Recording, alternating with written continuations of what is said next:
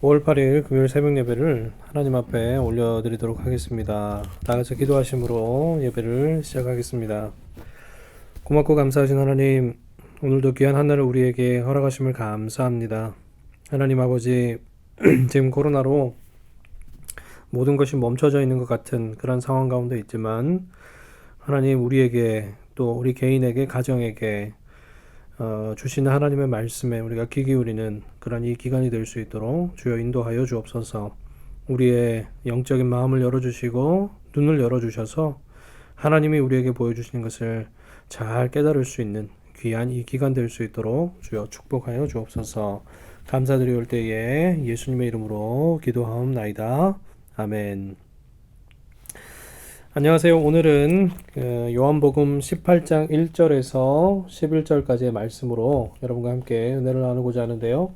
신약성경 178면쯤에 있습니다. 요한복음 18장 1절에서 11절까지의 말씀 제가 여러분들을 위해서 읽어드리도록 하겠습니다.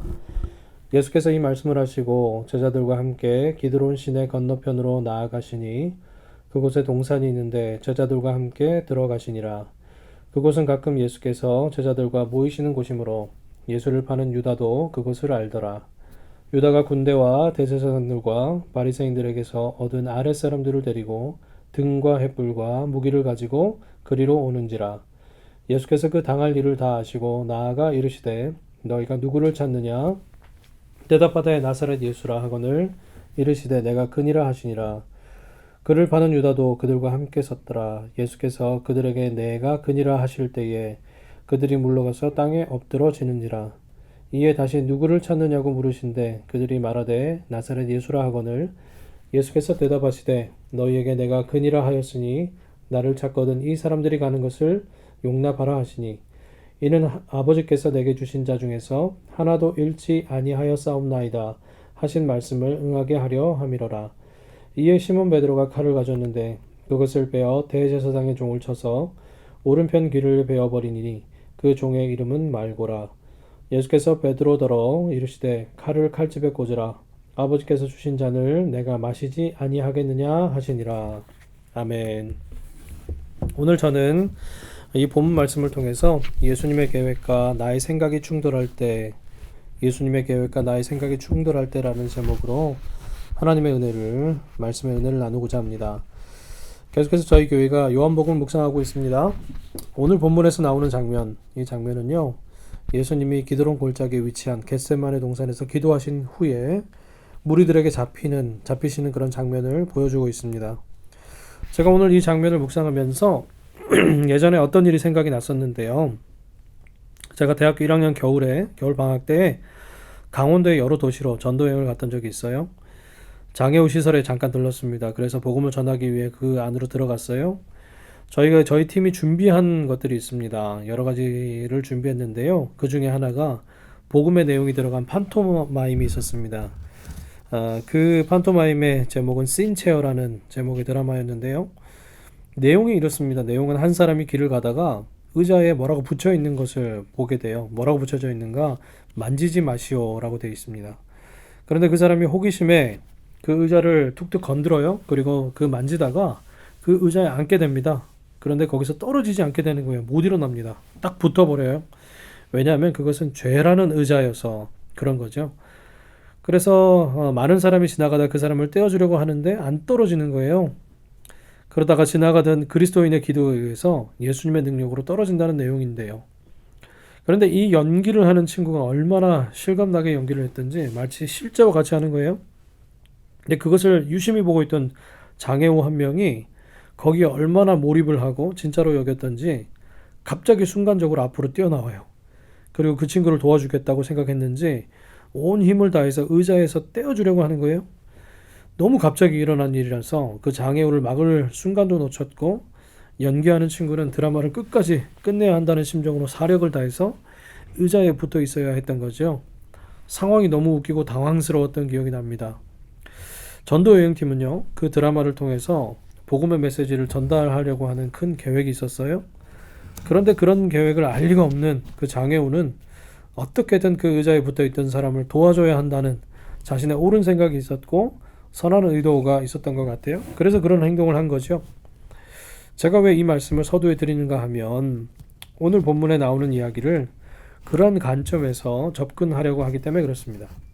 오늘 본문에 등장하는 예수님, 바로 이 앞전에서 겟세마네 동산에서 사력을 다해 기도하시죠. 땀이 피로 변할 정도로 십자가 사명을 바로 앞에 두고 기도하시게 됩니다, 여러분. 하나님의 섭리의 관점에서 보면 이 구원의 계획, 십자가의 희생이 태초부터 준비된 거죠. 그리고 성경의 시간적 관점에서 보면은 아담이 범죄할 때부터 하나님께서 이미 이 예수님의 십자가 희생, 이걸 준비하셨던 거죠. 바로 그것이 예수님의 눈앞에 지금 와 있는 시점입니다. 누구도 감당할 수 없는 그런 무거운 사명, 그거를 홀로 감당하셔야 했던 그 예수님이 사력을 다해서 기도하신 후에 십자가 고난으로 한 걸음 더 가까이 가는 순간이라는 겁니다. 여러분 2절과 3절을 보니까요. 이제 유다와 종교 지도자들이 부리는 그 군대, 그리고 그 무리들이 무장을 합니다. 예수님을 잡기 위해서, 예수님 한 명 잡기 위해서 그렇게 무장을 하고 오는 거예요.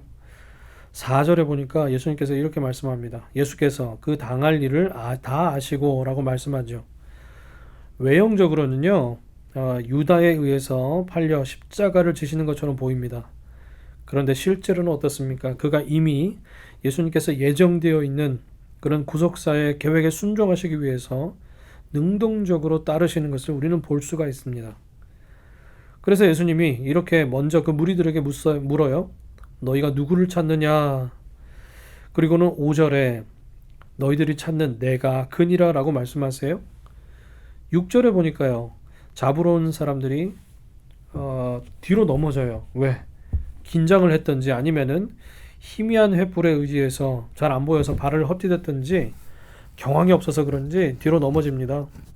그리고 7, 8절에 다시 한번 예수님이 그들이 찾는 자가 바로 당신이신 것을 다시 한번 확인시켜 주게 되는 것을 우리는 볼 수 있게 됩니다.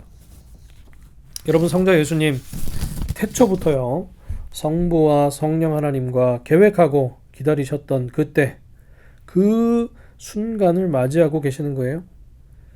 그리고 오히려 능동적으로 자신을 잡아가라고 무리에게 말하고 있는 것을 우리는 볼 수가 있습니다. 그러면서 8절에 예수님이 그렇게 말씀하세요. 이 사람들이 가는 것은 용납하라. 제자들을 끝까지 보호하시려고 하는 거지요. 물론 예수님께서 제자들을 인간적으로 사랑하는 마음이 있어서 보호하고자 했던 것이 사실입니다.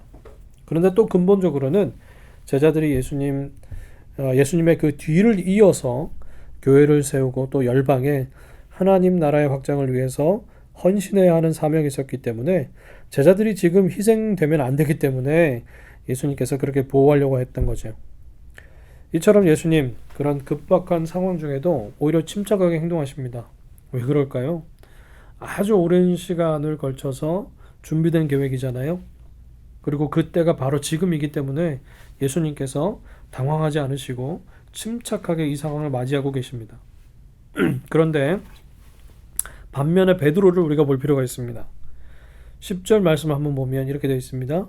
이에 시몬 베드로가 칼을 가졌는데 그것을 빼어 대제사장의 종을 쳐서 오른편 귀를 베어버리니. 일단 베드로는요 지금 예수님이 위험에 빠질 거라는 예감이 있었던 것 같아요. 그래서 어떻게 해요? 칼을 차고 있습니다. 칼을 찼다는 것은 무슨 말입니까? 자신의 힘으로 어떻게 해보려는 그런 마음이 있었던 것 같아요. 근데 아니나 다를까 군대와 무리들이 무력으로 예수님을 잡으려고 하니까 베드로가 어떻게 반응합니까? 당황하고 흥분하지요. 그래서 조금도 지체 없이 칼을 빼서 마구 휘두르는 것을 볼 수 있습니다. 사실 조금만 잘못 휘둘러도요 어떻게 될까요? 사람이 죽을 수 있는 그런 위험한 그런 찰나였다는 겁니다. 왜 베드로가 이렇게 행동했을까? 제가 곰곰이 생각해 보니까 세 가지 이유가 있었던 것 같아요.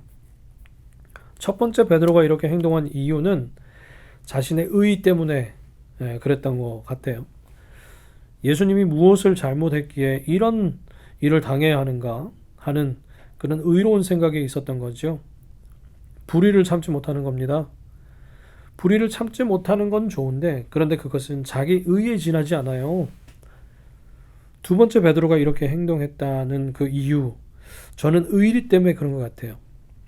3년 동안을 동고동락한 그 스승을 저들은 내버려둬서는 안 된다는 그런 인간적인 의리, 그것에서 비롯된 생각 때문에 그러한 행동을 한 것 같습니다. 세 번째는 자존심 때문에 그러지 않았는가.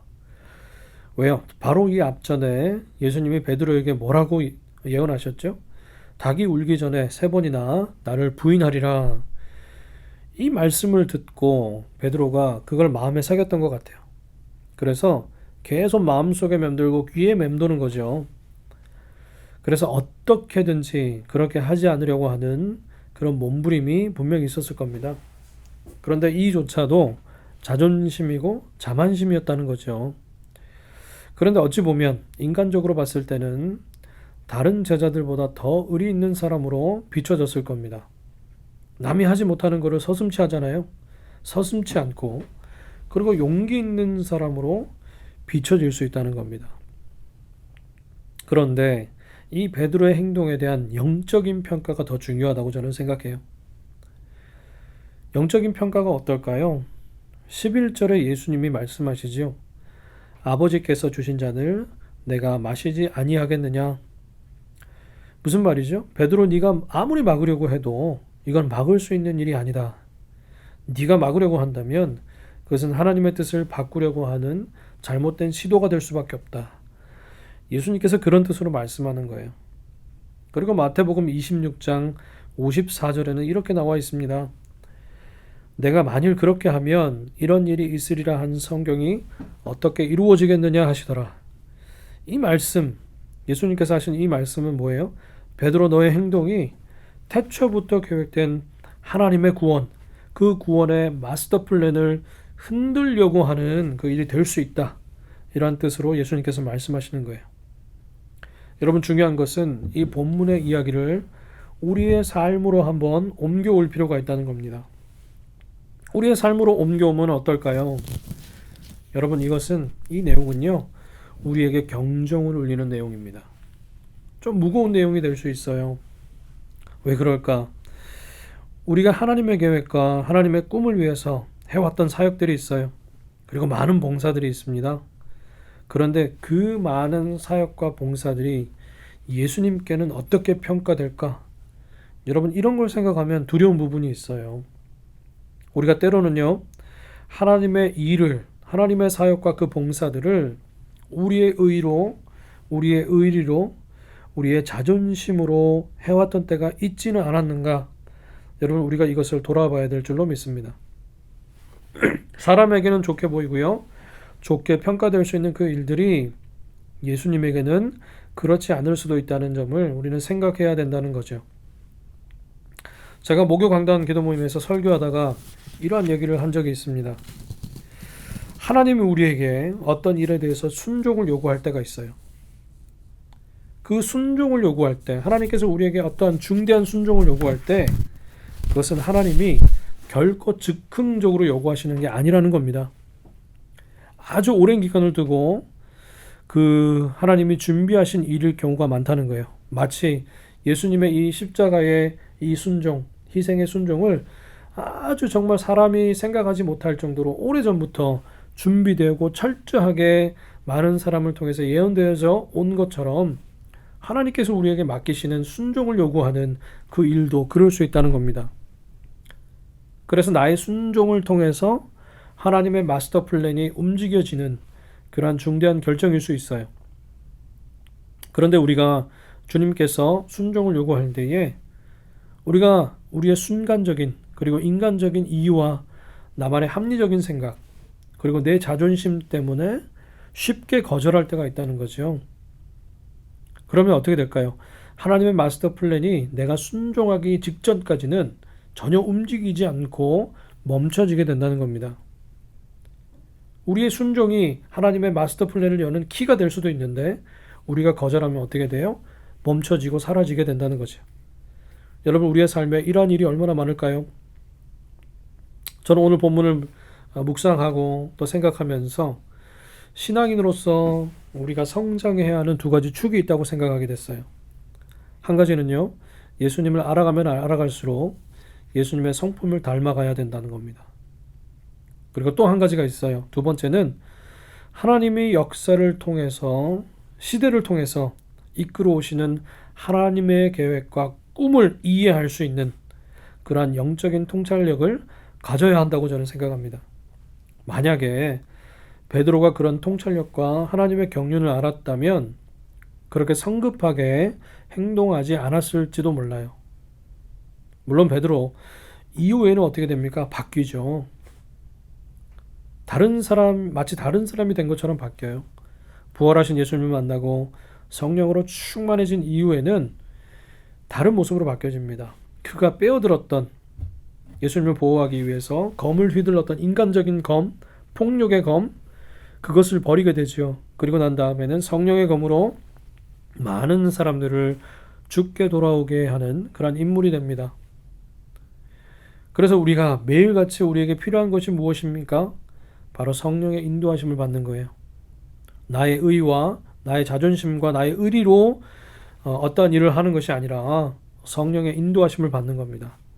매일 성령님이 내 마음을 채워주시도록, 그리고 나의 생각을 주관하시도록, 그리고 나의 입술을 주장하시도록 내어드리지 않으면 우리도 베드로처럼 나의 의와 자존심으로 예수님의 그 놀라운 사역에 걸림돌이 될 수 있는 그런 실수를 할 수 있게 된다는 사실을 우리는 알아야 될 줄로 믿습니다.